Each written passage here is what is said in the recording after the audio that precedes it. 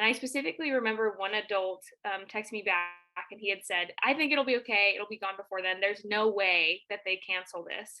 And certainly we didn't take it very seriously because we didn't think it was going to impact our state officer year. Very like this isn't going to happen to you, this is going to pass over in 2 weeks like we all thought. And like COVID at that point, that word meant nothing to me. Kid from Indiana, I really didn't expect a whole lot of things to come out of that.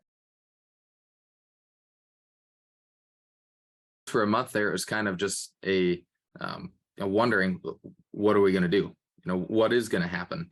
Because nobody knew what was going on. Nobody knew what the next month or even the next year was going to look like at that point. Because I wasn't sure what the future was going to look like and if we would even need a state officer team. Like, was there even going to be an election? We had no idea. It'll go away. There's no way it sticks around forever. March 13th is when they told us, like, hey, we're going to send you home for 2 weeks. You're not going to see your teammates for a while. Then my college sent me home. So we got the email like that morning, and within 3 hours, we were all like being sent home. So that was on a Tuesday, I think it was. By Thursday, my chapter visits had been canceled. And so we pretty well just put everything on hold for that time and tried to figure out, is an in-person convention even something we can have at this point? Instead of doing a session of 3,000 people, you're really doing it to 3 in a camera. Throughout the state, they had different watch parties. Something I thought was really cool was a lot of chapters figured out a way to socially distance and still get together and come together as a chapter to watch convention. Every piece of the process was virtual: interviews, stand and delivers, extemp speeches, stakeholder conversations. Our election, I think, was pretty special. We were elected through a Facebook Live. Think about like speaking on a stage in front of 20,000 people to recording videos on top of trash cans in our yard. And not gonna lie, a couple times with pajama pants on instead of an official dress skirt, right? Because that's what people could see. Illinois, for example, we'd usually have 5,000-6,000 people in the Bank of Springfield Center in Springfield, Illinois, and it's like a big 3-day thing. But last year they had like a traveling convention, and so they did like regional conventions, and it was like at a baseball field or a football field or the state fairgrounds. To kind of rewrite the playbook, because it wasn't just virtual we were virtual. We were sitting in an office, like an empty office, which felt very like odd. But the students themselves were not. And here's where we came to a really odd part in the year. It was hybrid facilitation. So we had to change everything, like masks. Everyone had masks on. We pretty much couldn't do anything without masks. And then the workshops, the activities in the workshops, a lot of them we had to worry about, like if the students were coming in contact or if they were all touching certain items or if they were really close to each other. Going back, my mom was a state officer. That was actually their 25th anniversary. So we had this whole plan. We talked about the entire year of, celebrate with them at state convention. And literally, like whenever you go downstairs, at home and you look in your parents' eyes and like they can literally just like I literally cannot put up with the, understand the pain that you're going through right now. It's just it's hard to kind of express what it kind of what that feels like, and realizing that there were other state officers going through the same type of thing as us, but when you're at home and your mom's like, I don't know what it's like to tell you that you're not going to have a state convention, because I did. It was challenging to see the impact of what we were doing, and it affected each of my teammates in a different way. A lot of the conversations that happened within my team were, are we letting them down? Are we letting the members of Kansas FFA down? Are we really serving them in a way that they deserve to be served? There were students that had just finished their senior year, not gotten recognized for their proficiency awards, their state degrees, all the accomplishments that they had. And we felt like as a team of 6, we didn't serve them well enough because we weren't able to have an in-person convention.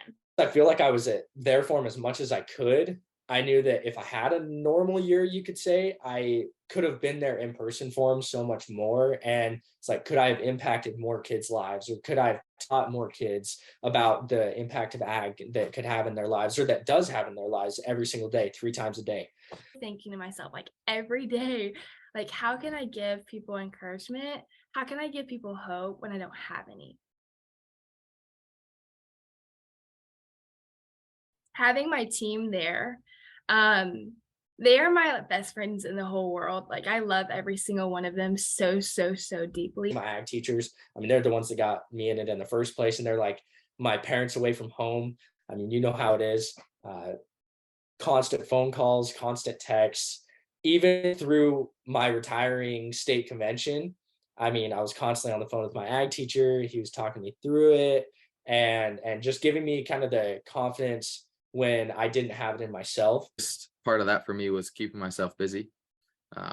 Say on the family farm, with the cow-calf operation, that time of year is calving season. And so there's definitely lots to do there. And, keeping my mind occupied and not sitting idle was definitely a big help in doing that. So being able to go out and, see baby calves was always something that lifted my spirits. And during that year was one of the first times that I had looked into going to counseling, just because I needed somebody to talk to. And one of the things that really helped me was finding those people to invest in and to be able to talk to. And not necessarily try to find solutions to it, because none of us had solutions to it, right? But instead, just someone that would listen and try to sort through all of the emotions that I was bringing forward. leaning on those people as well, remembering that your teammates are there not just to be teammates, not just to talk to members, but for you to lean on as well, and to utilize those when you need it. It's primarily the idea that like everything that I'm given as an opportunity like is a gift, and that I'm not entitled to those things, and that the attitude that you have about the experiences you have shapes the experience more than the experience itself.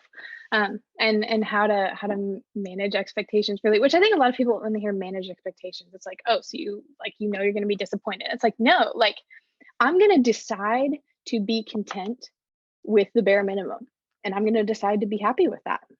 And then if I get anything more than that, that's just extra happiness on top. It's not like I'm going to decide I'm going to be disappointed. It's like I'm going to start at the very base level with happiness. One of the biggest lessons I think I took from my state officer year was that you can be a leader no matter where you are in your life and no matter what situation you're thrown into.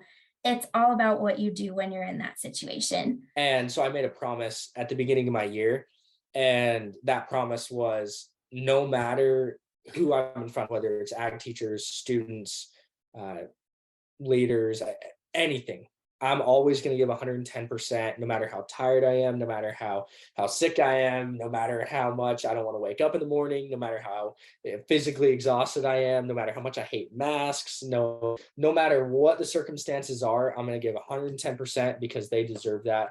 I think moving forward, I've learned that like we cannot trivialize another's experience, especially judge them for their feelings and emotions. And so I remember on anything that I would put forth, I'd be like, you can talk to me, I will not judge you.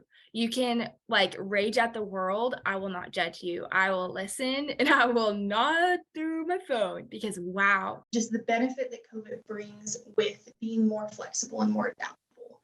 And I think that's useful in every aspect of life.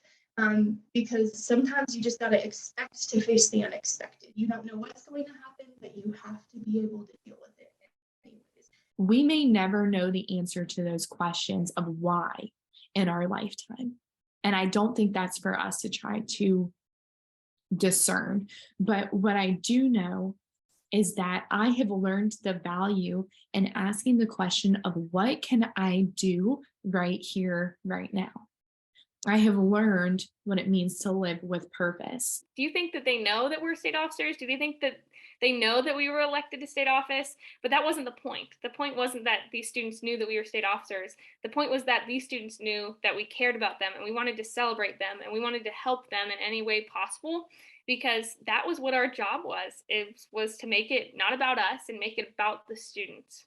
But definitely, I think that it's that idea of, being okay with change. And I know that we talk about being adaptable and stuff, but I'm talking, beyond just like, oh, maybe we'll move our calendar from a paper to Outlook calendar.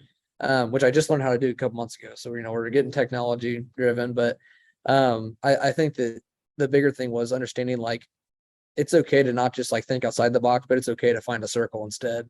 Just completely uprooting what you've known and doing something different and realizing that, you may have these plans and dreams that you have there, but you can have the same core dream, but you need to understand that sometimes it's going to be delivered differently.